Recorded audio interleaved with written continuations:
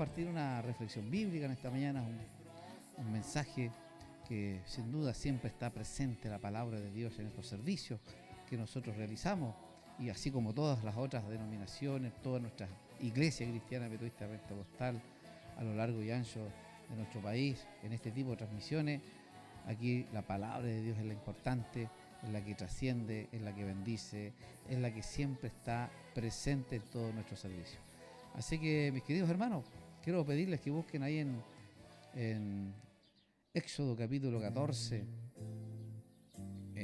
Va a encontrarse la poderosa palabra de Dios en esta maravillosa mañana. Ya falta poco para que entremos prácticamente a lo que será mediodía en Chile, ¿eh? Más o menos 15 minutos faltan para mediodía en nuestro bendito país.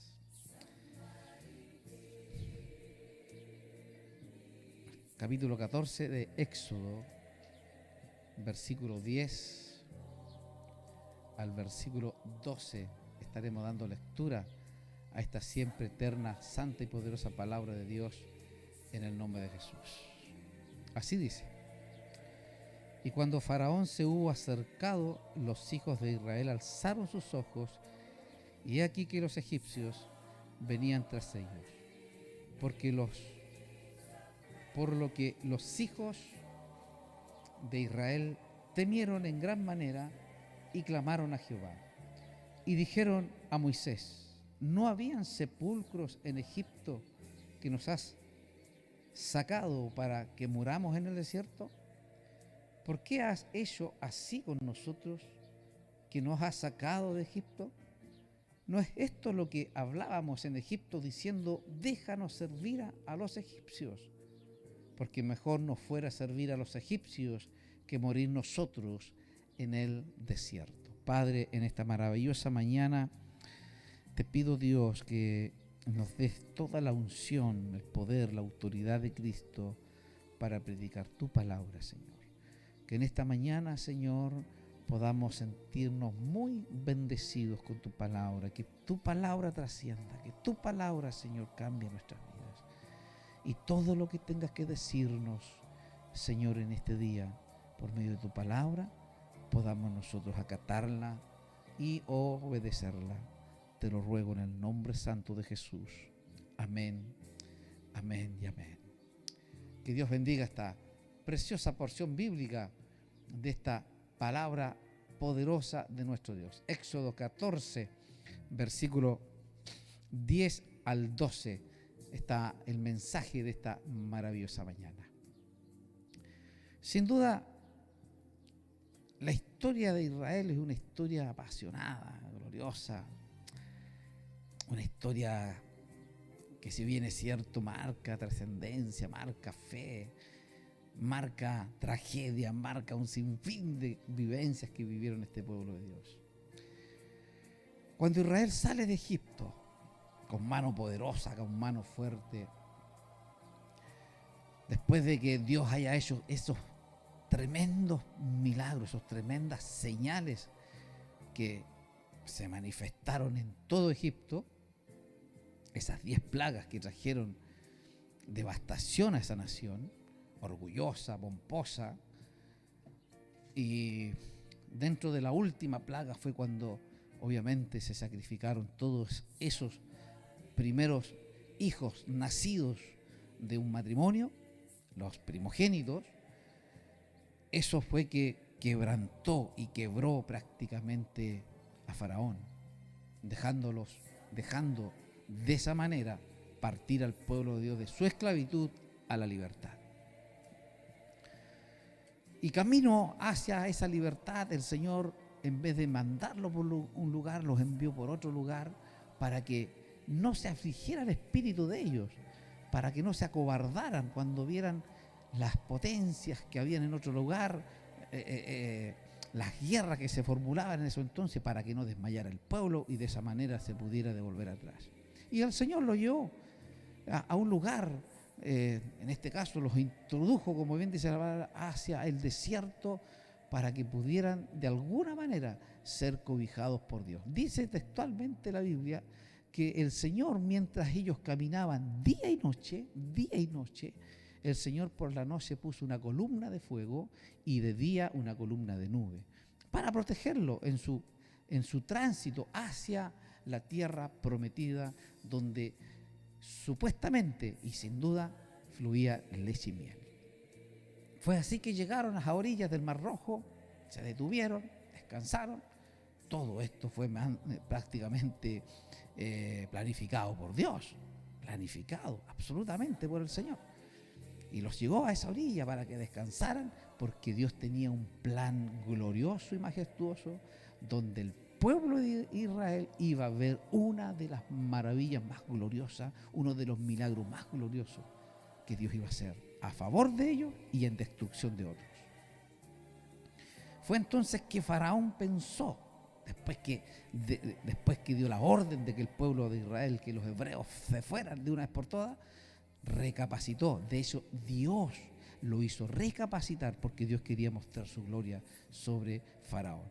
Entonces Faraón pensó que todo Israel estaba atrapado en el desierto y que serían ellos una presa fácil. El mar, montes por acá, montes. Estaban prácticamente el pueblo de Dios, Israel, los hebreos, estaban entre la espada y la pared. Pero Dios dijo: seré glorificado en Faraón, siendo todos los hombres, mis queridos hermanos, ellos para honrar a su hacedor, Él será honrado en aquellos por quienes Él no glorifican a Dios. ¿Me explico? Todas aquellas personas que de alguna manera no honran, no glorifican a Dios, Dios se glorifica en ellos para su propia perdición. Bendito sea el Señor. Lo que pareciera ser la ruina para la iglesia, a menudo suele ser utilizado para la ruina de los que tienen mal contra la iglesia. Cuando en nosotros o a nosotros, hermanos, se nos cuestiona, se nos persigue, se nos dice un sinfín de cosas, amados hermanos, hay un Dios en los cielos que siempre nos va a defender. Dios hace que la envidia, la furia de los hombres en contra de la iglesia, en contra de nosotros, sea una tormenta o tormentoso para aquellas personas que de alguna manera piensan mal en contra de nosotros. En primer lugar, aquí vemos en esta historia que estos hombres, que este pueblo de Dios, saliendo de su esclavitud, a días de haber salido de su esclavitud, temieron de una gran manera, tuvieron miedo. En el versículo 10 dice: temieron en gran manera. Era obvio cuando el pueblo de Israel ve la polvaera que viene de por allá y alguien dice: es Faraón con sus ejércitos seleccionados que viene a masacrarnos, que viene a destruirnos, que viene a tomar venganza por haber escapado de sus manos, siendo nosotros sus esclavos. Ellos vienen ahora a destruirnos. Entonces, ¿qué es lo que ocurrió con ellos? Tuvieron miedo, tuvieron gran temor. Se descolocaron. Tuvieron ese terror inmenso, insostenible, desmayaron muchos de ellos. Ingresó a su espíritu el pánico, el pavor, el horror de saber de que venía Faraón a hacer justicia contra ellos. Ellos, Israel, el pueblo hebreo, sabía que esos 600 carros finamente elegidos eran hombres feroces, eran hombres sangrientos, era la selección de soldados para destruir. Y ellos, hermanos, flaquearon, fallecieron en su espíritu, porque no era para menos. Aquí no hay escape. ¿Por dónde escapamos? Decían. ¿Qué vamos a hacer? ¿Qué vamos a hacer? El miedo, cuando se apodera el miedo de nosotros, nos bloqueamos. No tenemos alternativas. Cuando entra el pánico sobre nosotros, hermanos amados, quedamos absolutamente bloqueados. no tenemos soluciones, nos encerramos en sí mismos. Vemos, hermanos, el cuestionamiento de nuestra propia vida. Pero Moisés, el hombre de Dios, les dice algo que los deja concertados aún más. Y le dice: no tengan miedo, no temas, no tengan temor.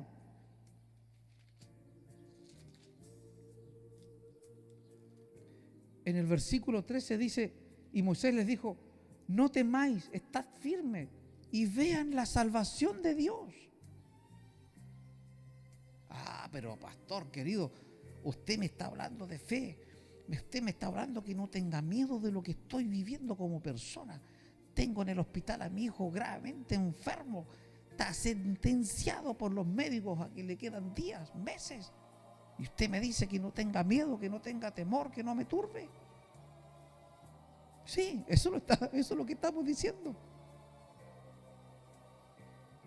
Eso es lo que le está diciendo Moisés al pueblo. No tengan miedo, no tengan temor, vean la salvación de Dios. Oiga, hermanos queridos, uno de los peligros más grandes que puede tener un ciudadano del reino de Dios es tener falta de fe, tener dudas, dudar del poder de Dios. En el mundo donde estamos viviendo, queridos hermanos y amigos, como lo explicaba anteriormente, el enemigo Satanás va a hacer todo lo humanamente posible para tenernos en una vida desgraciada en el reino de Dios. Nos va a hacer la vida imposible, nos va a buscar por un lado y otro, nos va a perseguir. Por eso todas las personas que se escapan, o no, más bien dicho, todas las personas que Dios rescata de la esclavitud del pecado, ese esclavizador que se llamaba Satanás, el diablo, no queda tranquilo ni conforme.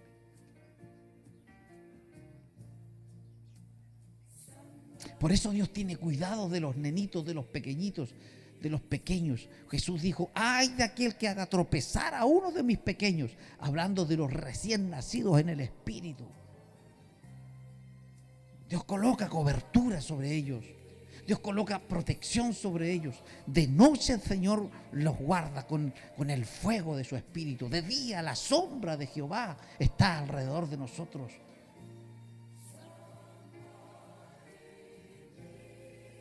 Por eso en Isaías capítulo 41 versículo 10 dijo el profeta: no teman, porque yo estoy contigo.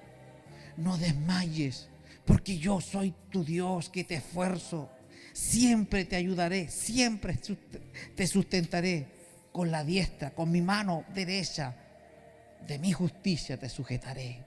Oiga, hermanos queridos, quiero llevarlos nuevamente a la lectura de la palabra de Dios. Si usted lee el capítulo 40 y el capítulo 41 de Isaías, oiga cómo Dios se encarga de darle aliento al pueblo. Porque el pueblo estaba atemorizado, tenía miedo. Como todos nosotros tenemos miedo ante una tempestad tan terrible, una tempestad perfecta que nos alcanzó. El Señor a veces nos mete a la mar profunda. A veces tenemos que subirnos a una embarcación de luchas y pruebas. A veces el Señor tiene que ponernos a orilla de un mar y el enemigo persiguiéndonos. No hay escapatoria. A veces el Señor nos coloca en diferentes dificultades, en diferentes problemas, en diferentes luchas y pruebas, para ver qué es lo que hacemos. Si realmente nuestra vida, nuestro espíritu está tomada de la mano de Él. Para ver si que todo lo que predicamos en relación a fe, todo lo que le decimos a otro: oye, ten fe, si el Señor te puede sanar. A veces nos toca a nosotros la suerte o la bendición de pasar la lucha y la prueba.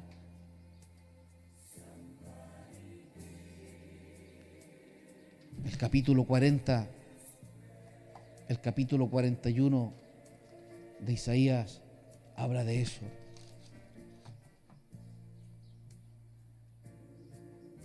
Alabado sea el nombre del Señor. Siempre, mire qué curioso esto. Siempre Dios, el Señor, nos dice a nuestro oído: no tengan miedo, no teman lo que le puedan hacer los hombres, no tengan miedo.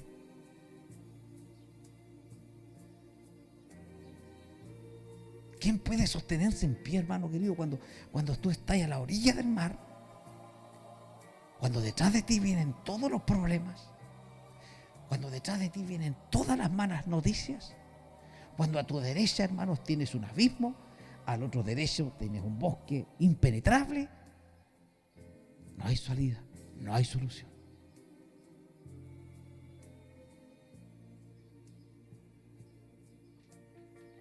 Bendito sea el Señor. Por eso en un momento, cuando Josué toma la rienda del liderazgo en Israel, el Señor le encarga una pura cosa a él. En Josué capítulo 1, versículo 9. Yo te lo ordeno, yo te ordeno. Le dice Dios a Josué: yo te ordeno, te mando. Yo te mando. Y es una orden. Le dice a Josué, a este gran líder, al sucesor de Moisés. Le dice: yo te mando, te lo ordeno, que seas fuerte, no tengas miedo, ni te desanimes. 3 cosas: que seas fuerte, que no tengas miedo y que no te desanimes. Se lo advirtió con anticipación, porque Dios sabía que este líder espiritual iba a verse afectado con muchas pruebas, muchas luchas, muchas guerras, y que él tenía que conquistar. La primera gran lucha y gran potencia que hubo, Jericó. Ahí tuvo la prueba de fuego este líder. Entonces, en todos los pasajes bíblicos, cuando nosotros nos veamos afligidos, afectados por diversas pruebas, por diversas luchas, cuando estamos confrontados a una adversidad, el Señor categóricamente te va a decir: no tengas miedo, no tengas temor. Y repito lo que dice Isaías 41: no temas, porque yo estoy contigo, no desmayes, porque yo soy tu Dios, que te esfuerzo, siempre te ayudaré, siempre te sustentaré con la diestra de mi justicia.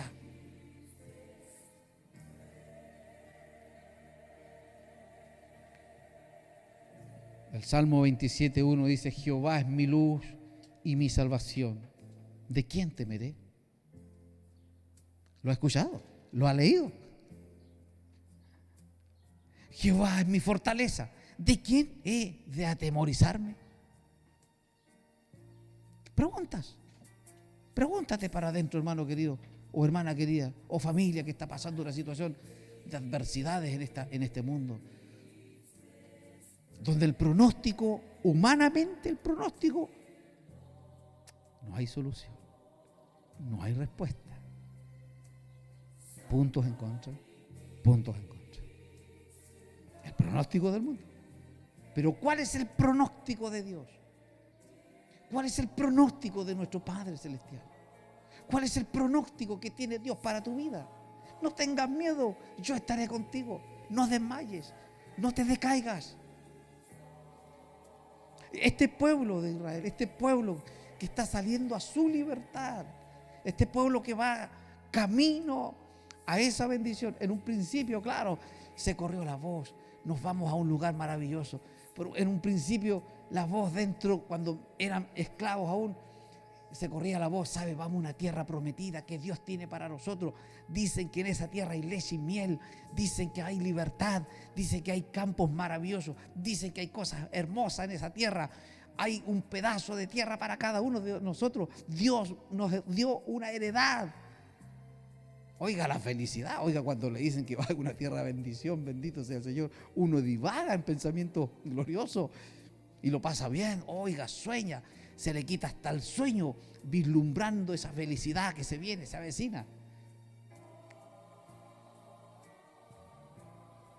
Pero la bendición se llega o se obtiene después de haber pasado la prueba.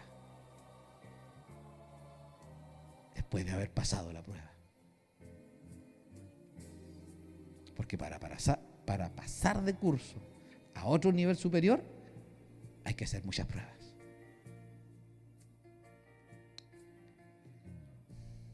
Romanos capítulo 8, versículo 31. ¿Qué pues diremos a esto? ¿Lo has escuchado? Si Dios es por nosotros, ¿qué dice? Si Dios por nosotros.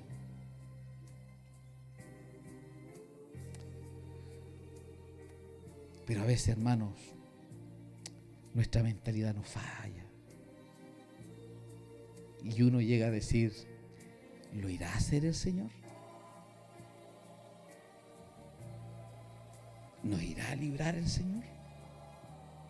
¿Me irá a sanar el Señor? ¿Me irá a arreglar este problemita que tengo?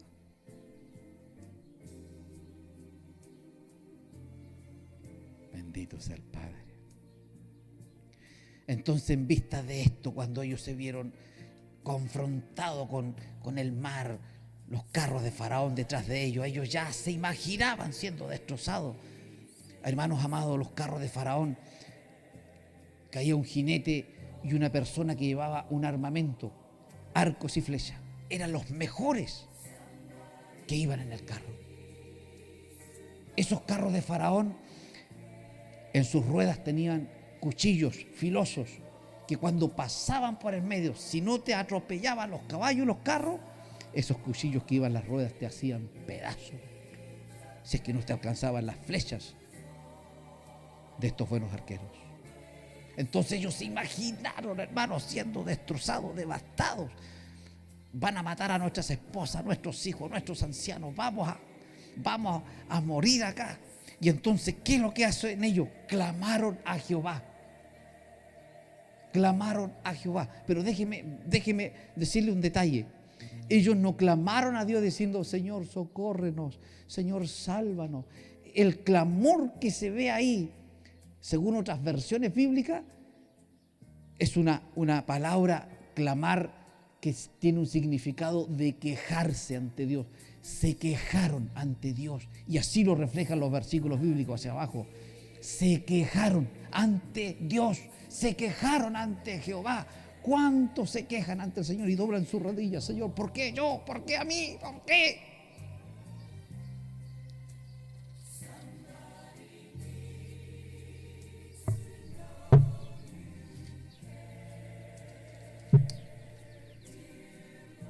¿No habían sepulcro en Egipto, Moisés? ¿No habían cementerios allá? Que nos has sacado para que muramos aquí en el desierto sin honra, sin nada. ¿Por qué has hecho así con nosotros? Que nos has sacado de allá. No queríamos venir. Esto te lo dijimos cuando hablábamos en esas reuniones secretas que teníamos. ¿Te acuerdas que te dijimos que aquí estábamos bien? Aquí comíamos, aquí tenemos frutos, tenemos comida, aunque sea mala, pero hay comida. Te dijimos que aquí habían cebollas para comer, aquí habían desperdicios que botan los ricos y aquí comemos. Por lo menos habían sepulcro allá donde poder meter a nuestros muertos. No te lo dijimos. Nosotros no queríamos salir. La queja. Por eso ahí en Proverbios capítulo 19, versículo 3 dice, la insensatez del hombre tuerce su camino. Y luego contra Jehová se irrita su corazón. O sea, las desgracias que nos puedan pasar a nosotros en la vida, las penurias que podamos vivir por nuestras malas decisiones, por nuestros malos comportamientos, por una vida sin Dios, y que vienen las lamentaciones, que esto aquí, después para allá para arriba reclamamos. ¿Por qué, Señor? ¿Por qué yo? ¿Por qué a mí? ¿Y acaso no soy tu hijo? ¿Cuántas quejas, hermanos? ¿Cuántas oraciones con quejas van para el cielo, hermanos? Nosotros empujamos a los hermanos a ser agradecidos con lo poco, con lo nada. Y tal vez me están viendo algunos hermanos que tienen huertos de cerezos. Oh, que estuvo mala la venta, Señor. Oh. No, este año saco todos los cerezos. los quemo mejor. ¿Acaso el Señor no te dio ese pedazo de tierra para que la cultives? ¿Estás desconforme hoy? ¿Te quejas por lo poco que pagan?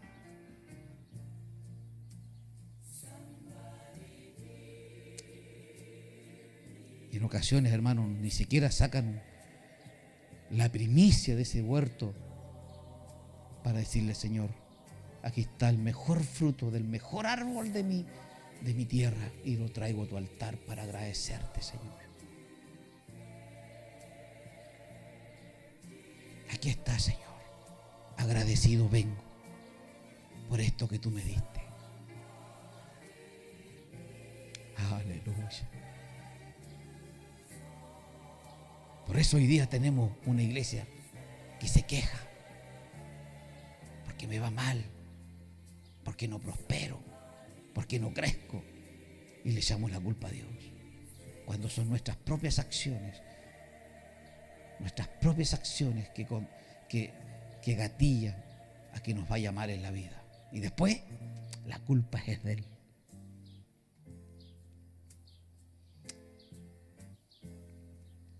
Si existiera Dios, no me pasaría esto. Si existiera Dios, no pasaría hambre a la gente por allá. Si existiera Dios por acá, si existiera Dios. Al final, el responsable es Dios de las malas decisiones que se toman por ahí.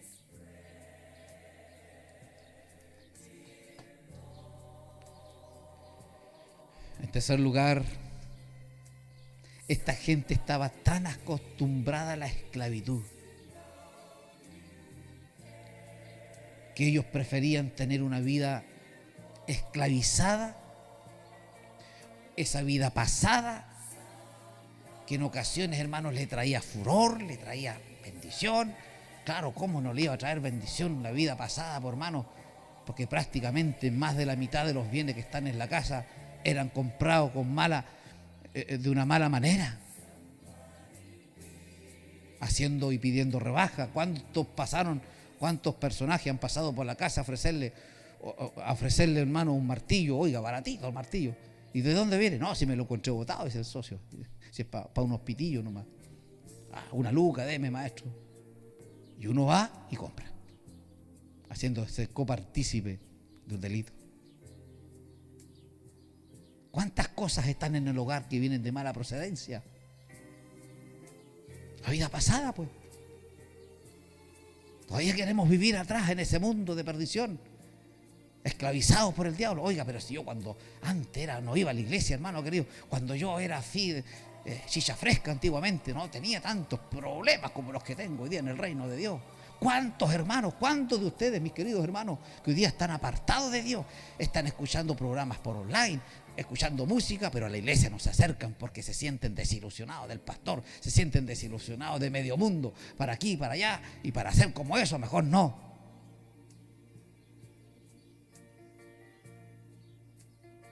Prefiero tener mi vida acá en la casa.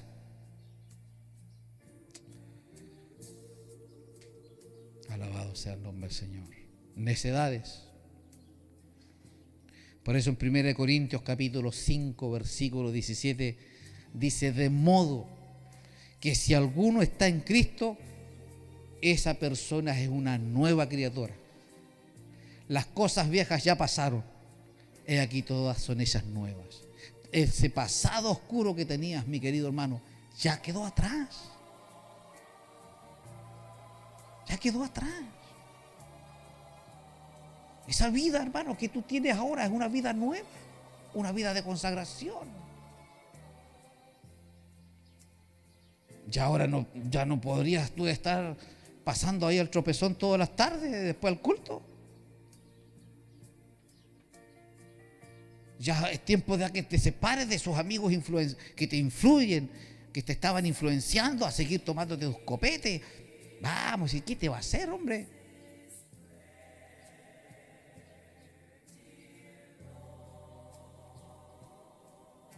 ¿Qué te va a hacer? Vamos a darnos vamos a un cafecito de eso.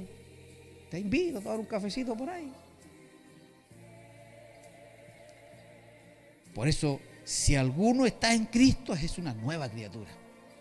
Esa vida pasada que tú tenías de farandulero, esa vida de carrete que tenías, esa vida, hermano, de mala vivencia, esa vida de grosería, esa vida, hermano, de tanta desgracia y miseria que había en tu vida, esa vida ya pasó.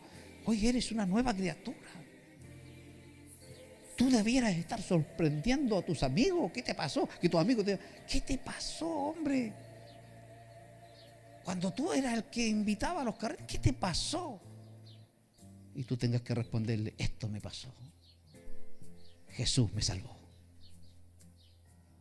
Gálatas capítulo 4, versículos 3 y 5 dice, así también nosotros cuando éramos niños o cuando éramos pequeñitos espiritualmente, estábamos en esclavitud, bajo los rudimentos, nociones básicas de este mundo. Pero cuando vino el cumplimiento del tiempo de Dios, envió a su Hijo, nacido de mujer y nacido bajo la ley, para que redimiese a los que estaban bajo la ley, a fin de que recibiésemos la adopción como hijos. Bendito sea el Padre. Eres un hijo de Dios.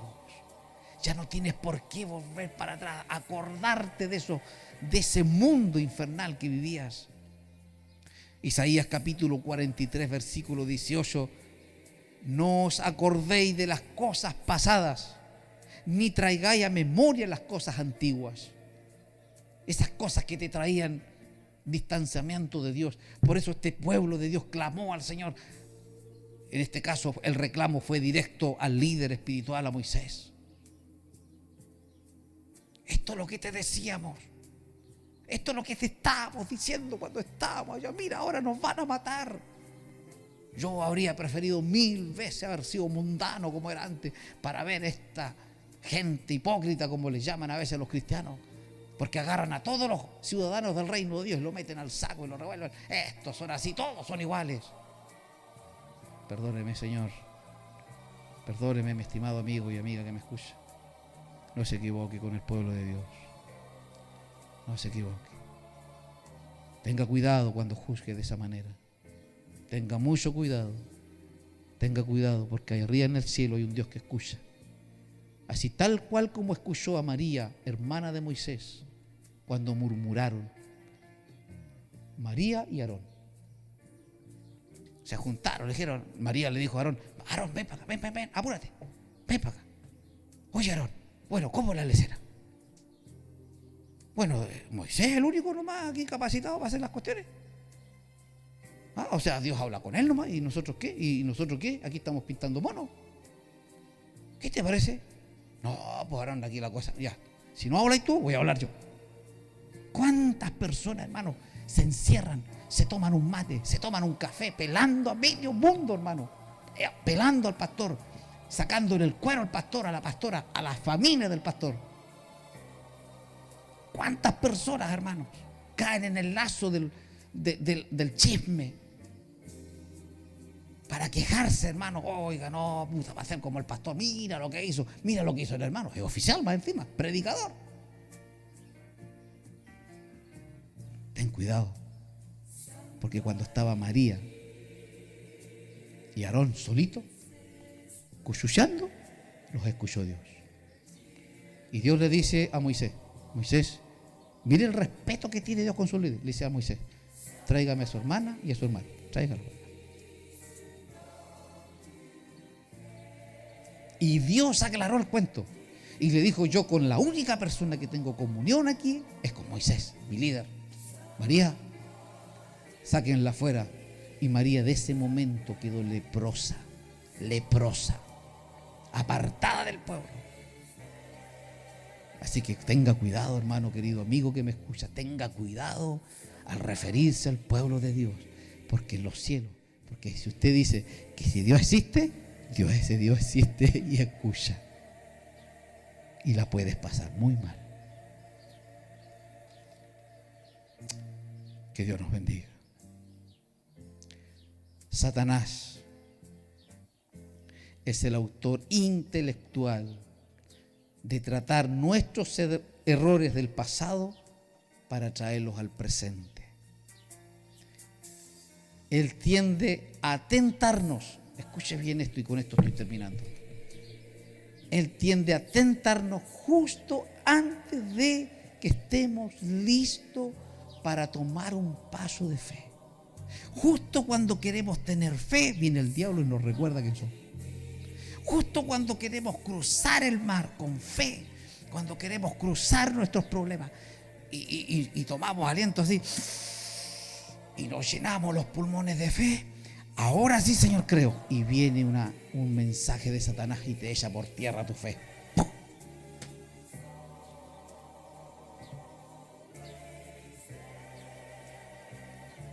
Aleluya. Por eso el apóstol dijo: sin fe es imposible agradar a Dios. Y eso es lo que está haciendo el enemigo cuando tú quieres dar un paso de fe. Para que te desalientes, para que vivas una vida de frustraciones, para que digas no puedo, no se puede. ¿Para qué vamos a insistir? ¿Para qué vamos a molestar al maestro? ¿Para qué? Si ya no hay remedio, no hay vuelta. Y esa actitud que provocó Satanás en ti, es la que Dios dice, donde te reprueba absolutamente. Ahí donde tú desagradas a Dios. Ahí justamente cuando ya tienes ese pensamiento colocado por el diablo, es cuando tú le desagradas a Dios. Tal cual como este pueblo que estaba el mar, no podían huir ni a la derecha ni a la izquierda, y detrás de ellos venía el enemigo para destruirlos. No sé cuál será tu caso. Nosotros, pastores, vivimos cada día luchas y pruebas. Y si no fuera por nuestra fe, no estaríamos aquí predicando del reino de Dios. No sé cuál es tu caso. No sé cuál es. Sea cual sea la situación que estás viviendo, sin fe es imposible agradar a Dios. Y cuando Dios te metió al mar de la tempestad de prueba, Él será tu socorro, tu sustentador. Te guardará y te llevará a puerto seguro. Que Dios te bendiga. Amado Padre, en esta maravillosa mañana damos gracias por tu palabra. Nuevamente, Dios, tú nos hablas a nuestro corazón. Quiero pedirte, Dios, que bendigas a tu iglesia en este tiempo tan difícil que estamos viviendo, en los últimos días de la iglesia aquí en la tierra. Pronto sonará la final trompeta, donde todos mis hermanos, todos nosotros, escucharemos esa voz tuya y audible y nos elevaremos al encuentro de Jesús. Quiero pedirte por aquellos que están desalentados, Señor, que recobren ánimo, que recobren fuerza, porque el único que ha dado orden de avanzar se llama Dios. Aquí se adentra, mi hermano querido, aquí se adentra este camino, mi querido amigo, no para retroceder, sino para avanzar. En el nombre de Jesús los bendigo. Amén.